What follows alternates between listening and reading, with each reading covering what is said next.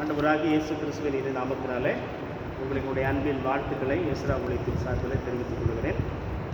தொடர்ந்து நாம் இந்த நாளிலிருந்து அப்போஸ்தலனாகிய பவுல் கொலோசையருக்கு எழுதின நிருபத்திலிருந்து நாம் அந்த நிருபத்தை குறித்து நாம் படிக்கிறோம். அப்போஸ்தலனாகிய பவுல் கொலோசையருக்கு எழுதின நிருபம். எப்பொழுதுமே நாம் ஒரு புத்தகத்தை, புதிய ஏற்பாடானாலும் சரி பழைய ஏற்பாடானாலும் சரி, ஏதாவது ஒரு புத்தகத்தை நாம் படிக்கின்ற பொழுது நாம் அந்த புத்தகத்தை குறித்த பின்னணியத்தை முதல்ல என்ன பண்ணணும், நாம் தெளிவாக அறிந்து கொள்ள வேண்டும். யார் எழுதுனது, எதற்காக எழுதுனது, எந்த சூழ்நிலையில் எழுதுனது, யாருக்காக எழுதப்பட்டது, அதில் எழுதப்பட்டதால் நோக்கம் என்ன, அங்கே காணப்பட்ட பிரச்சனைகள் என்ன, இதை குறித்து நாம் முதலாவது என்ன பண்ணணும், அறிந்து கொள்ளணும். முதல்ல இந்த கொலோசே சபையில் இருக்கிறதான இந்த கொலோசே பட்டணம் எங்கே இருக்குது அப்படின்னு சொல்லி நம்ம பார்த்தோம் அப்படின்னு சொன்னால், எபேசுவுக்கு கிழக்கே கிட்டத்தட்ட ஒரு 100 மைல் தூரத்தில் இந்த கொலோசே பட்டணம் இருக்கிறதாக வேத வல்லுநர்கள் சொல்கிறார்கள். எபேசு பட்டணத்துக்கு கிழக்கே ஒரு 100 மைல் தூரத்தில் இந்த கொலோசே பட்டணமானது இருக்கிறது என்று சொல்லி பார்த்தோம். இந்த கொலோசே நிருபத்தை யார் எழுதினார் என்று சொல்லி அந்த முதலாவது வசனத்தில் அங்கே நாம் பார்க்கிறோம். அப்போஸ்தலனாகிய பவுல் எழுதினதாக அங்கே நாம் வாசிக்கிறோம். ஸோ இது பவுலால் எழுதப்பட்ட ஒரு நிருபம், அதில் எந்த விதமான மாற்றமும் கிடையாது. இப்போ இந்த கொலோசே பட்டணத்துக்கு எழுதவில்லை அப்போஸ்தலனாகிய பவுல், கொலோசே பட்டணத்தில் இருக்கிறதான சபைக்கு அப்போஸ்தலனாகிய பவுல் எழுதுகிறார். அப்போது முதல்ல நாம் தெரிந்து கொள்ள வேண்டிய ஒரு காரியம், இந்த சபையானது எங்கே கூடி வருகிறது. இந்த கொலோசே பட்டணத்தில் இருக்கிற சபைக்கு தான் அப்போஸ்தலனாகிய பவுல் நிருபம் எழுதினார். இந்த கொலோசே சபையானது எந்த இடத்திலே கூடி வந்தது என்று சொல்லி நாம் முதலாவது அறிந்து கொள்ளணும். இன்றைய காலகட்டத்தில் இருக்கிறது போல ஒரு கட்டடங்களாக, அதாவது ஆலயத்துக்கென்று ஒரு சபைக்கென்று ஒரு இடம் வாங்கி அங்கே ஆலயங்கள் கட்டி அப்படி தனியாக எந்த விதமான சபைகளும் அந்த நாட்களிலே நடக்கவில்லை. அந்த நாட்களிலே எல்லாம் வீடுகளிலே கூடின சபைகளாகத்தான் இருக்கிறது. வீடுகளிலே கூடின சபையாக இருக்கிறது. ஒருவேளை நாம் அப்போஸ்தலனாகிய பவுல் ரோமருக்கு எழுதின நிருபத்தை நாம் வாசிப்போம் என்று சொன்னால், அங்கே அநேக சபையை குறித்து அப்போஸ்தலனாகிய பவுல் எழுதுகிறதை பார்க்கிறோம். உதாரணத்துக்கு நான் ஒரு வசனம் ஒன்றை வாசிக்கிறேன். ரோமருக்கு நிருபம் 16வது அதிகாரம் 5வது வசனத்தை வாசிக்கிறேன். நல்ல கவனிங்க. ரோமர் 16:5 வாசிக்கிறேன். அவர்களுடைய வீட்டிலே கூடி வருகிற சபையையும் வாழ்த்துங்கள். யாருடைய சபையை, யார் வீட்டில் கூடி வருகிற? 3வது வசனம் சொல்லுகிறது, கிறிஸ்து இயேசுக்குள் என் உடன்பேலையாட்களாக பிரிஸ்கில்லாளையும் ஆக்கில்லாளையும் வாழ்த்துகள். அவர்கள் என் பிராணனுக்காக தங்கள் கழுத்தை கொடுத்தவர்கள். அவர்களை பற்றி நான் மாத்திரமல்ல, புறஜாதியாரும் உண்டான சபையார் எல்லாரும் நன்றி அறிதல் உள்ளவர்களாக இருக்கிறார்கள். அவர்களுடைய வீட்டிலே கூடி வருகிற சபையையும் வாழ்த்துங்கள். சரிங்களா?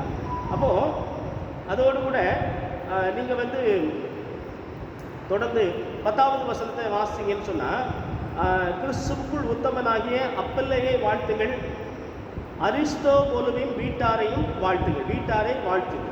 இந்த வீட்டாரை வாழ்த்துங்கள் என்பது அது வீடு என்று சொல்லி மாத்திரமல்ல, அங்கே கூடி வருகிற சபையும் குறிக்கிறதாக இருக்கிறது. ஆதி திருச்சபைகள் இதுபோல கட்டடங்களில் இயங்கவில்லை. அவர்களுக்கு சொந்த இடம் கிடையாது. அப்படிப்பட்ட ஒரு சூழ்நிலை இல்லை. ஆகவே சபையானது வீடுகளிலே கூடி வந்த சபையாக இருக்கிறது. இன்னும் ஒரு உதாரணத்தை நான் உங்களுக்கு பைபிளிலிருந்து சொல்ல ஆசைப்படுறேன். வேதத்திலிருந்து அப்போஸ்தலர் நடவடிக்கைகளில் நான் வாசிக்கிற பொழுது, பேதுருவை சிறைச்சாலையில் அடைத்து விட்டார். பேதுருவை அந்த ஏரோது சிறைச்சாலையில் அடைத்து விட்டான். அந்த பேதுரு சிறைச்சாலையில் இருக்கின்ற பொழுது அவனை விடுதலையாக்குவதற்காக சபையார் எல்லாரும் ஊக்கமாக ஜெபம் பண்ணினார்கள் என்று சொல்லி நாம் வாசிக்கிறோம். எங்கே வாசிக்கிறோம்? அப்போஸ்தலர் நடவடிக்கைகள் 12வது அதிகாரத்தில். அங்கே அவர்கள் எல்லாரும் பேதுருவை சிறையில் வைத்தான். ஒரு ஏற்ற நாளிலே அவனை கொலை செய்ய வேண்டும் என்று சொல்லி ஏரோது விரும்பினான்.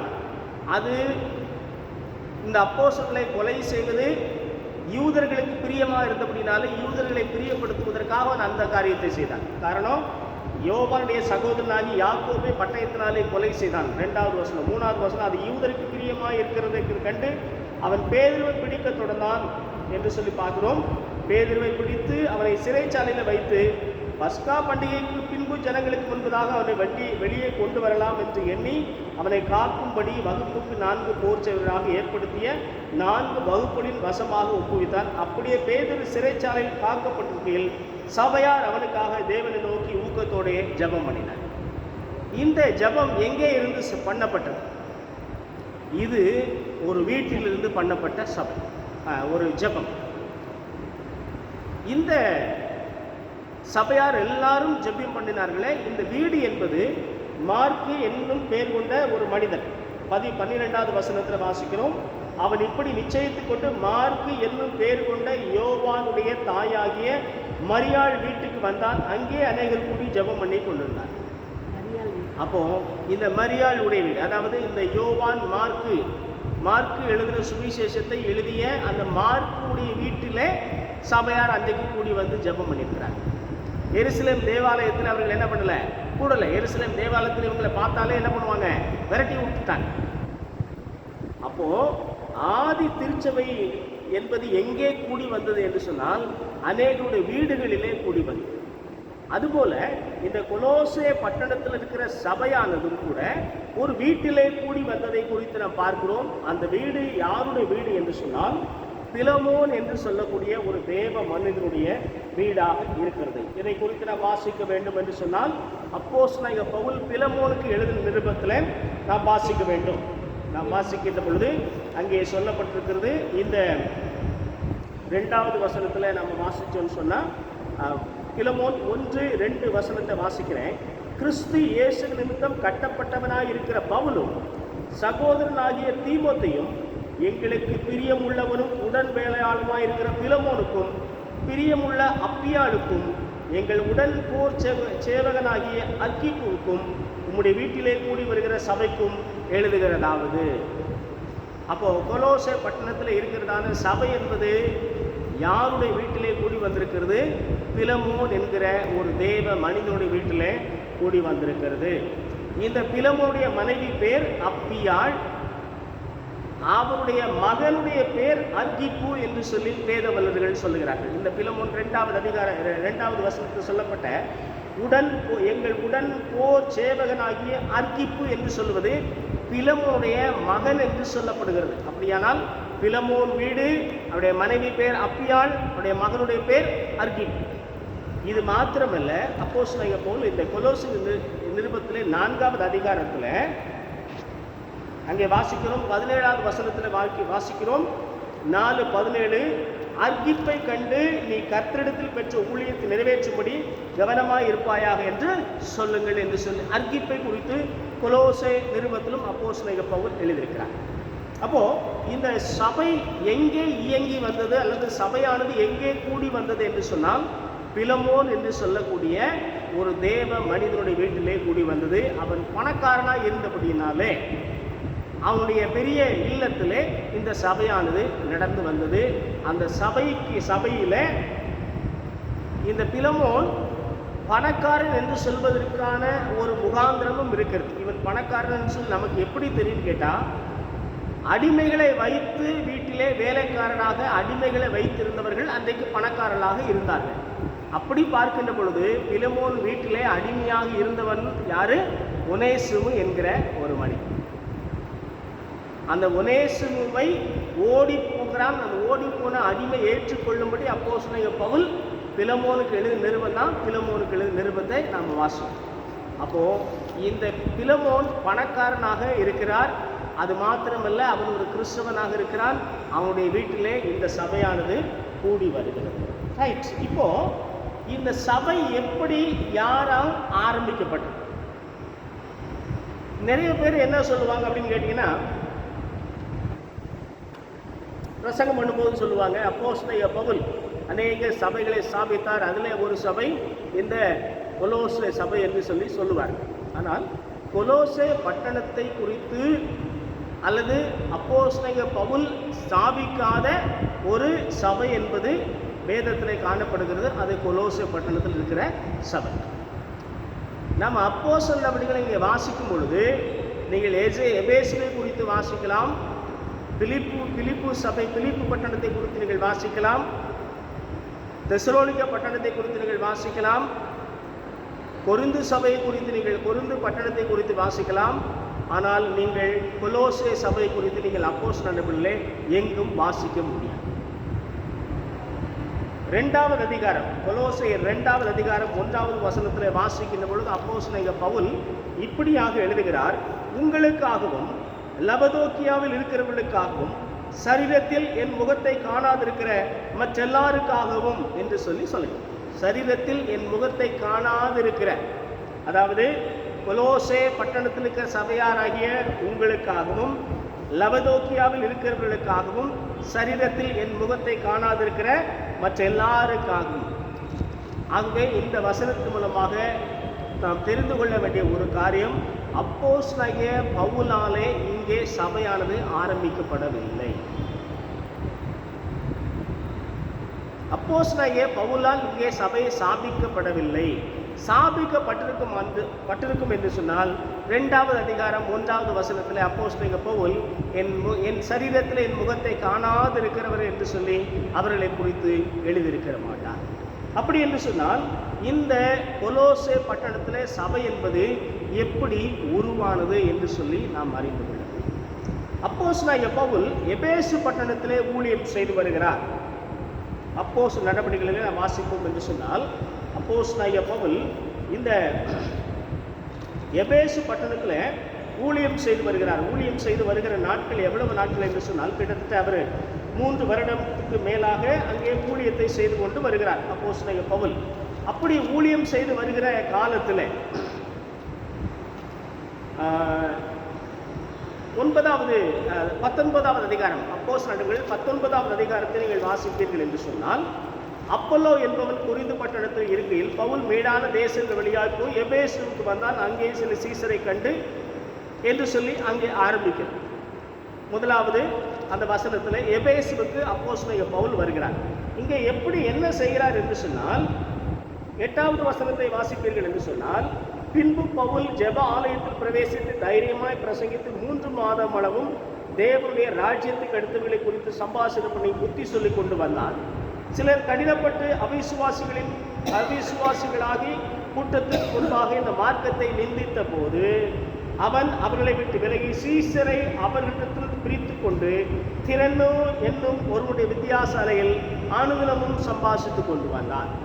10வது வசனம் சொல்லுது, 2 வருஷ காலம் இப்படி நடந்ததினாலே ஆசியாவில் குடியிருந்த யூதரும் கிரேக்கருமாகிய எல்லாரும் கர்த்தராகிய இயேசுவின் வசனத்தை கேட்டார். அப்போ இந்த எபேசு பட்டணத்தில் அப்போஸ்தலனாகிய பவுல் கிட்டத்தட்ட 3 வருட காலங்கள் ஊழியம் செய்திருக்கிறார். அதில் 2 வருடம் ஆனது என்ன பண்ணியிருக்கிறாருன்னு சொன்னால், அவர் வேதத்தை மாத்திரம் கற்றுக் கொடுத்து வந்திருக்கிறார் அங்கே இருந்த சீஷர்களின் கூட்டத்தில். இந்த எபேசு பட்டணம் எப்படிப்பட்ட பட்டணம் என்று சொன்னால், இது ஒரு வியாபார பட்டணமாக இருக்கு. எபேசு பட்டணம் வியாபார பட்டணம். இந்த கொலோசை பட்டணம் எங்க இருக்கிறது? ஆசியாவில் தான் இந்த கொலோசை பட்டணம் என்ன பண்ணுது இருக்குது. அப்போ இந்த கொலோசை பட்டணத்தை சார்ந்த வியாபாரிகளும் அன்றைக்கு எபேசு பட்டணத்துக்கு வந்திருக்கிறாங்க. எபேசுவில் வியாபாரம் செய்யும்படி வந்திருக்கிறார்கள். இந்த வியாபாரம் செய்கிறது குறித்து பார்த்தோம்னு சொன்னால், வியாபாரம் செய்ய போகின்ற பொழுது ஒரு ஊர் விட்டு இன்னொரு ஊருக்கு வியாபாரம் செய்கிற போகின்ற பொழுது சிலர் மாத்திரம்தான் தங்களோட குடும்பங்களை கூட்டிக் கொண்டு குடும்பமாக அந்த பட்டணத்துக்கு போய் இருக்கிறாங்க. இப்போ பார்த்தீங்கன்னு சொன்னால், உதாரணத்துக்கு பார்த்தீங்கன்னா ஒரு காலத்தில் திருநெல்வேலியிலேருந்து, நாகர்கோவிலேருந்து, மதுரையிலேருந்து சென்னைக்கு வருவாங்க. வரும்போது அந்த வியாபார விஷயமாக வருகின்ற பொழுது அவர்கள் மாத்திரம்தான் வருவாங்க, குடும்பத்தை கூட்டிகிட்டு வரமாட்டாங்க. ஏன்னா புது இடம், அதுக்கு நிறைய செலவாகும். அப்போ அவங்க சொந்த ஊரில் விட்டுட்டு இந்த மனிதன், அந்த குடும்பத்தின் தலைவன் மாத்திரம் வியாபார விஷயமாக பட்டணத்துக்கு வருவாங்க. அதுபோல இந்த எபேசு பட்டணத்துக்கு வியாபார விஷயமாக அநேகர் கூடி வந்திருக்கிறார்கள். அப்படி கூடி வந்ததில் எப்பாப்ரா என்கிறதான ஒரு தேவனுடைய ஒரு மனிதனும் பிலமோன் என்கிற ஒரு மனிதனும் வந்திருக்கிறார்கள். அநேகர் வந்திருக்கிறார்கள். அநேகர் வந்திருந்தாலும் கூட அநேகரிலே இந்த அப்போஸ்தலனாகிய பவுல் சுவிசேஷம் அறிவித்துக் கொண்டிருக்கிற பொழுது சுவிசேஷத்தை கேட்டு இயேசு கிறிஸ்துவை ஏற்றுக்கொண்டவர்களிலே 2 பேர் முக்கியமானவர்களாக இருக்கிறார்கள். அதிலே ஒருவர் பிலமோன், இன்னொருவர் எப்பாப்பிரா. இந்த எப்பாப்பிராவும் பிலமோனும் இயேசுவின் வசனத்தை கேட்டு அவர்கள் விசுவாசிகள் ஆனபோது அவர்கள் தங்களுடைய சொந்த பட்டணத்துக்கு திரும்ப, கொலோசை பட்டணத்துக்கு திரும்ப வந்த பொழுது அங்கே சும்மா இருக்கவில்லை. அவர்களும் இயேசுவை குறித்து பிரசங்கிக்கிறார்கள்.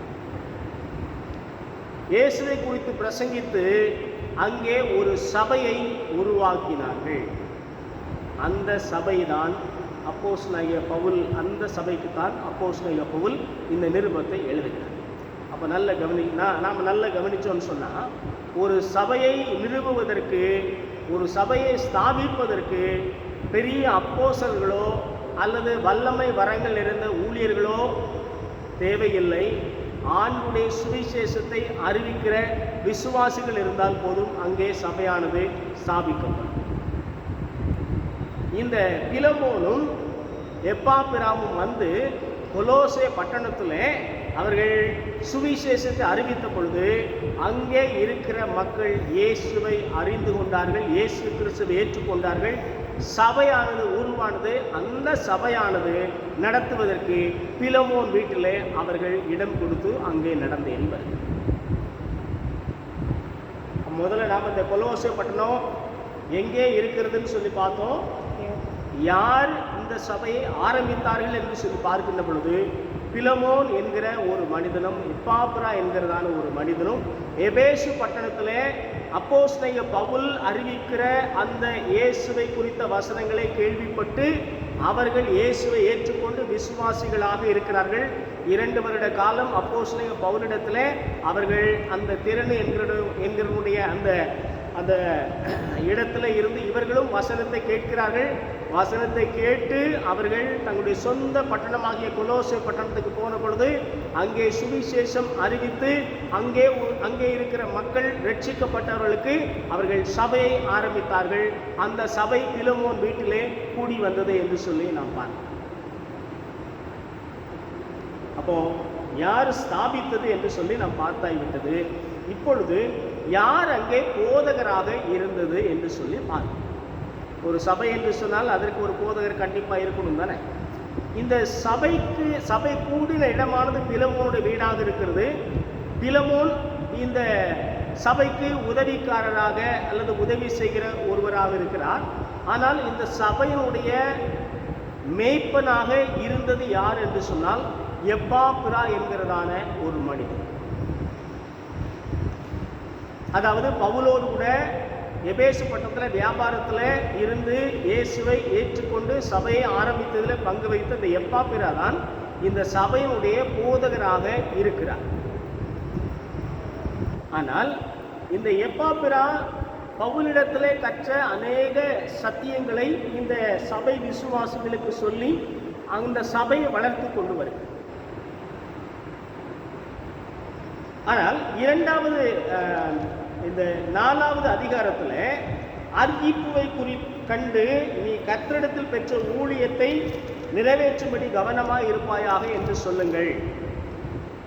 ஒரு குறுகிய காலத்திலே பிலமோனின் மகனாகிய அர்கிப்பு சில நாட்களாக அங்கே போதகராக தங்கி இருக்கிறார். காரணம் என்ன என்று சொன்னால், எப்பாப்பிரா கொலோசே சபையின் போதகராக மேய்ப்பனாக இருக்கக்கூடிய இந்த எப்பாப்பிரா அப்போஸ்தலனாகிய பவுலை ரோம சிறையிலே சென்று சந்திப்பதற்காக செல்லுகின்ற அந்த காலகட்டத்தில் அர்கிப்பானவர் அங்கே, அதாவது பிலமோனின் மகனாகிய அர்கிப்பு அங்கே போதகராக இருக்கிறார். மெயின் போதகர் யாரு? எப்பாப்பிரா. எப்பாப்பிராவுடைய அவர் அப்போஸ்தலனாகிய பவுலை ரோம சிறைச்சாலைக்கு சென்று பார்க்கின்ற அந்த காலகட்டத்தில் அர்கிப்பானவர் அங்கே சபையினுடைய போதகராக இருக்கிறார். ஆகவேதான் இந்த 4வது அதிகாரத்தில் அப்போஸ்தலனாகிய பவுல் எழுதுகின்ற பொழுது கர்த்தரிடத்தில் பெற்ற ஊழியத்தை நிறைவேற்றுவதற்கு கவனமாய் இருப்பாயாக என்று சொல்லி அர்கிப்புவை குறித்து சொல்கிறார். பிலமோனிலே வாசிக்கின்ற பொழுது 2வது வசனத்தில் வாசிக்கின்ற பொழுது எங்கள் உடன் போர் சேவகன் என்று சொல்லி அப்போஸ்தலனாகிய பவுல் சொல்கிறார். யாரெல்லாம் தன்னுடைய ஊழியத்தில் இருக்கிறார்களோ, அதாவது ஊழியத்துக்கு உதவி செய்கிறவர்கள் வேறு, அப்போஸ்தலனாகிய பவுலோடு கூட ஊழியம் செய்கிறவர்கள் வேறு. ஊழியத்துக்கு உதவி செய்கிறவர்கள் குறித்து அப்போஸ்தலனாகிய பவுல் சொல்லுகின்ற பொழுது என்ன சொல்லுவார்னா, எங்கள் பிரியமான சகோதரன், எங்களுக்கு உதவி செய்கிறவர் என்று சொல்லுவார்.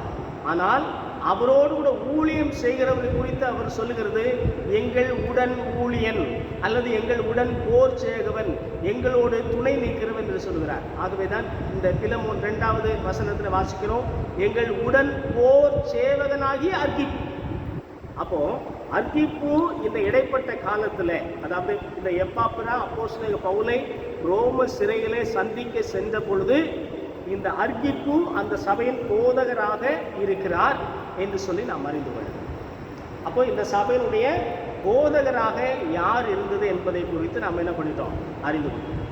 இப்போ அடுத்தது என்ன கண்டுபிடிக்கணும்னு சொன்னா, எதற்காக இந்த கடிதம் எழுதப்பட்டது,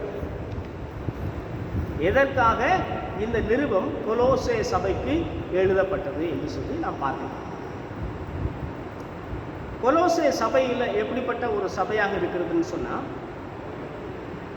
இந்த கொலோசே சபையில 3 விதமான மக்கள் கூட்டம் இருக்கிறார்கள்.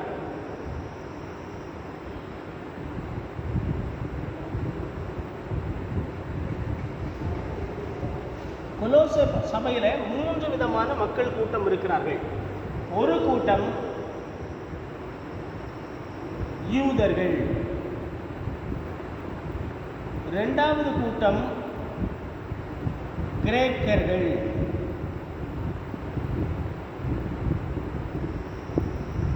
மூன்றாவது கூட்டம் புறஜாதி கூட்டம். அதாவது ஜாதி என்பது, வேதம் சொல்லுகிற ஜாதி என்பது என்ன அப்படின்னு கேட்டீங்கன்னா 2 தான். ஒன்று யூதர்கள் ஒரு ஜாதி, அதாவது ஒரு பிரிவினர். யூதர் அல்லாத எல்லாருமே யார் தான், புறஜாதிகள். வேதத்தின்படி நீங்களும் நானும் யாரு, புறஜாதி. அதாவது நான் சொல்ல வர்றது, வேதம் ஜாதி என்பதை குறித்து சொல்லல, அந்த பிரிவு எப்படி இருக்குன்னு கேட்டீங்கன்னா, யூதர்கள் ஒரு பிரிவாகவும் புறஜாதியார் ஒரு பிரிவாக இருக்கிறாங்க. யூதர்கள், யூதர் அல்லாதவர்கள் 2 கேட்டகரி தான். இங்க மாதிரி பல டிவிஷன் கிடையாது, சரிங்களா? அப்போ இந்த யூதர்கள் எப்படிப்பட்டவர்கள் அப்படின்னு கேட்டீங்கன்னா, இவர்கள் நியாய பிரமாணத்துக்கு முக்கியத்துவம் கொடுக்கிறவர்கள். நியாய பிரமாணம் இவங்களுக்கு ரொம்ப ரொம்ப முக்கியம். இரண்டாவது ஒரு கூட்டம் இருக்குது கிரேக்கர்கள். இவர்கள் யாருன்னு கேட்டீங்கன்னா ஞானிகள். கிரேக்கர்கள் என்றாலே நமக்கு ஞாபகம் வருது யார் தான், அலெக்சாண்டர். அதுக்கு அடுத்தபடி அவரது கிரேக்க தத்துவ ஞானிகள், அரிஸ்டாட்டில், சாக்ரட்டிஸ், இது போல ஞானிகள், சரிங்களா? அப்போ யூதர்கள் நியாய பிரமாணத்துக்கு முக்கியத்துவம் கொடுக்கிறவர்கள், கிரேக்கர்கள் ஞானிகள், அதாவது ஞானத்துக்கு தான் என்ன பண்ணுவாங்க, முக்கியத்துவம் கொடுப்பாங்க, சரிங்களா? மூன்றாவது புறஜாதியார். இவர்கள் யாருன்னு கேட்டீங்கன்னா, அந்த கிரேக்கர் அல்லாதவர்கள் ஒரு கூட்டம் இருக்கிறது. கிரேக்கர் அல்லாதவர்கள் இவர்கள் எப்படிப்பட்டவர்கள் சொன்னா, இவர்களுக்கு நியாய பிரமாணமும் முக்கியத்துவம் கிடையாது, ஞானமும் முக்கியத்துவம் கிடையாது. அன்னைக்கு இருக்கிற பாவ வழிகள் இவர்களுக்கு முக்கியமாக இருக்கு. இப்படிப்பட்ட 3 விதமான குழுக்கள் அடங்கியவர்களாக இந்த கொலோசே பட்டணமானது இருக்கிறது. இந்த கொலோசே பட்டணத்தில் இருக்கிற சபைகளிலும் இந்த 3 கூட்டமும் இருக்கிறது. ஒரு புறத்தில் ரட்சிக்கப்பட்டு கர்த்தராகிய இயேசு கிறிஸ்துவை ஏற்றுக்கொண்ட யூதர்கள் இருக்கிறார்கள். இன்னொன்று இயேசு கிறிஸ்துவை ஏற்றுக்கொண்ட படித்த கிரேக்க ஞானிகள், அவர்கள் கிரேக்கர்கள் இருக்கிறார்கள். மூன்றாவது இயேசு கிறிஸ்துவை ஏற்றுக்கொண்ட இந்த புறஜாதியார், அதாவது பாவ வழிகளை செய்து வந்த இவர்களும் இருக்கிறார்கள். இப்போ இந்த கொலோசே சபைக்கு அப்போஸ்தலனாகிய பவுல் இந்த நிருபத்தை எழுதுவதற்கு மிக முக்கியமான காரணம் என்னன்னு கேட்டீங்கன்னு சொன்னா, இந்த யூதர்கள் என்ன சொன்னாங்க அப்படின்னு கேட்டீங்கன்னா, இந்த யூதர்களுக்கு மிக முக்கியமான ஒரு காரியம் என்னன்னா நியாயப்பிரமாணம். அவருடைய பார்வையில நியாயப்பிரமாணம் தான் மிக முக்கியம் யூதர்களுக்கு. ஆகவே அவர்கள் என்ன சொன்னார்கள் என்று சொன்னால், இயேசு கிறிஸ்துவினாலே மாத்திரம் நாம் நீதிமான்களாக மாறவில்லை, நாம் நீதிமானாக மாற வேண்டும் என்று சொன்னால் நியாயப்பிரமாணத்தை கடைபிடிக்க வேண்டும். அவர்கள் இயேசு கிறிஸ்துவை வேண்டாம் என்று சொல்லவில்லை, மாறாக இயேசு கிறிஸ்துவும் ஒரு பக்கத்தில் வச்சுக்கிடுங்க, ஆனால் நியாயப்பிரமாணத்தை கடைபிடிங்க, அப்பதான் நாம நீதிமானாக கடவுளுடைய பிள்ளைகளாக எண்ணப்படுவோம். அப்ப நியாயப்பிரமாணத்தை கடைபிடிங்கன்னா என்ன? விருத்த சேதனம் பண்ணுங்க, ஓய்வு நாளை கடைபிடிங்க, ஓய்வு நாளை கடைபிடிங்க, தசமமாக கொடுங்க, இது எல்லாமே நியாயப்பிரமாணம். அப்போ யூதர்கள் நியாயப்பிரமாணத்தை கடைபிடிக்க வேண்டும் என்று சொல்லி சொன்னார்கள். இயேசுவும் வேண்டும், நியாயப்பிரமாணமும் வேண்டும். ரெண்டாவது, இந்த கிரேக்கர்கள் என்ன சொன்னாங்கன்னா, இயேசு கிறிஸ்துவும் வேணும், அதோடு கூட ஞான கொள்கைகளும் நமக்கு வேண்டும். ஞானம் முக்கியம். அதாவது இந்த கிரேக்க ஞானிகள் எப்படி என்ன சொன்னாங்கன்னு சொன்னா, கடவுள் பரிசுத்தர், அவர் இந்த தீமையான உலகத்தோடு அவர் என்ன பண்றதில்ல, எந்த பாவ மனுஷனோட எந்த விதமான டீலிங் பண்றதில்ல. அப்போ இந்த பாவ மனுஷனை கடவுள்கிட்ட சேர்க்கறதுக்கு சில மாந்திரிகங்கள் பண்ணணும், சில இன்னைக்கு சொல்லப்படுகிற யோகா போன்ற பல காரியங்களை செய்யணும், ஞானத்தை குறித்து படிக்கணும். அந்த ஞானத்தினால தான் அந்த கடவுள்கிட்ட சேரக்கூடிய அறிவு நமக்கு வரும். ஆகவே ஞானம் ரொம்ப முக்கியம்னு சொல்லி என்ன பண்ணிருந்தாங்க இந்த கிரேக்க ஞானிகள் சொல்லிக்கிட்டு இருந்தாங்க. புறஜாதிகள் என்ன சொல்லிட்டு இருக்காங்கன்னா, இவங்க எதுவும் செய்யல, இவர்கள் ரட்சிக்கப்பட்டிருந்தாலும் இந்த பாவத்தின் வழிகளை அவர்கள் அதையும் செய்து கொண்டிருக்கிறார். அப்போ அப்போஸ்தலனாகிய பவுல் என்ன சொல்லுகிறார் என்று சொன்னால், இந்த 3 பிரச்சனைகள் கொலோசை பட்டணத்தில் இருக்கிறது. இந்த மூன்று பிரச்சனைகள்ல முதல் பிரச்சனை, யூதர்கள் நியாயப்பிரமாணத்தையும் சேர்த்து வேண்டும் என்று சொன்னார்கள். ஞானிகள் சொன்னார்கள், இந்த கிரேக்கர்கள் சொன்னார்கள் ஞானமும் வேண்டும், இயேசுவும் வேண்டும் என்று சொன்னார்கள். இந்த புறஜாதியார் இவர்கள் கர்த்தராகிய இயேசு கிறிஸ்துவை ஏற்றுக்கொண்டிருந்தாலும் கூட இவர்கள் பாவ வழிகளிலும் இருக்கிறார்கள். இப்படி 3 பிரச்சனைகள் இருக்கிறது.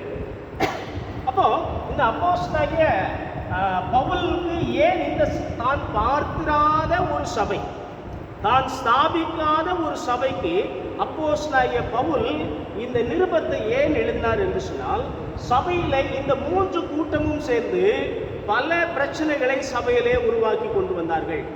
யூதர்கள் சொல்லிக் கொண்டிருந்தார்கள் நியாயப்பிரமாணம் முக்கியம் என்று சொல்லி, கிரேக்கர்கள் சொன்னார்கள் ஞானத்தை குறித்து படிக்க வேண்டும் என்று சொல்லி, புறஜாதியார் இந்த ரெண்டையும் தாண்டி அவருடைய பாவ வழியிலே உழன்று கொண்டே இருக்கிறார். ஆகவே இதற்கெல்லாம் பதில் சொல்லும்படியாகத்தான் அப்போஸ்தலனாகிய பவுல் இந்த நிருபத்தை எழுதுகிறார். அப்படி என்று சொன்னால், அப்போஸ்தலனாகிய பவுல் ஸ்தாபிக்காத இந்த சபைக்கு ஏன் இவர் நிருபத்தை எழுதினார் என்று சொன்னால், எப்பாப்பிரா சபையிலே காணப்பட்ட குழப்பங்களுக்கு தீர்வு காண வேண்டும் என்பதற்காக சிறையில் இருக்கிற அப்போஸ்தலனாகிய பவுலை சந்தித்து அங்கே தங்கி பவுலுக்கு இந்த சபையிலே காணப்படுகிற இந்த 3 பிரச்சனைகளையும் மையமாக வைத்து எழுதுகிறார். இந்த பிரச்சனைகளை அப்போஸ்தலனாகிய பவுலுக்கு சொல்லுகிறார். ஆகவே இந்த தான் கேள்விப்பட்ட எப்பாப்பிரா மூலமாக கேள்விப்பட்ட இந்த பிரச்சனைகளை மையமாக வைத்து அப்போஸ்தலனாகிய பவுல் கொலோசை சபைக்கு சபை எப்படி இருக்க வேண்டும், சபை என்றால் என்ன, கிறிஸ்தவ குடும்பம் என்றால் என்ன, திருத்துவம் என்றால் என்ன, இயேசு கிறிஸ்துவினாலே வருகிற ரட்சிப்பு என்றால் என்ன என்று சொல்லி பல காரியங்களை குறித்து அப்போஸ்தலனாகிய பவுல் எழுதுகிறார். அப்போ இந்த கடிதம் ஏன் எழுதப்பட்டது, அப்போஸ்தலனாகிய பவுலால் ஏன் எழுதப்பட்டது என்று சொன்னால், இந்த 3 பிரச்சனைகள் சபையை குழப்பிக் கொண்டிருந்தபடினாலே எப்பாப்பிரா இந்த கொலோசை பட்டணத்திலிருந்து அப்போஸ்தலனாகிய பவுலுக்கு ரோம சிறைக்கு சென்று பவுலிடத்தில் இந்த பிரச்சனைகளை குறித்து விவரிக்கிறார். பவுல் இந்த பிரச்சனைகளுக்கு பதில் கூறும்படியாக இந்த நிருபத்தை எழுதுகிறார் என்று சொல்லி நாம் பார்க்கிறோம். ஆகவே இந்த முதலாவது இந்த பகுதியிலே நாம் அறிந்து கொள்ளுகிற ஒரு காரியம் என்ன என்று சொன்னால், அநேக காரியங்களை குறித்து நாம் அறிந்து கொண்டோம். கொலோசை பட்டணம் எங்கே இருக்கிறது, சபையை யார் ஸ்தாபித்தது, யார் போதகர், இந்த சபையானது எங்கே கூடினது, இந்த சபைக்கு இந்த நிருபம் எழுதுவதற்கான காரணம் என்ன என்று சொல்லி நாம் இந்த முதலாவது பகுதியில் நாம் படித்திருக்கிறோம். தொடர்ந்து வருகிற பகுதியிலே தொடர்ந்து நாம் இந்த கொலோசை நிருபத்தை நாம் தொடர்ந்து படிப்போம். கடவுள் நம்மை ஆசீர்வதிப்பாராக.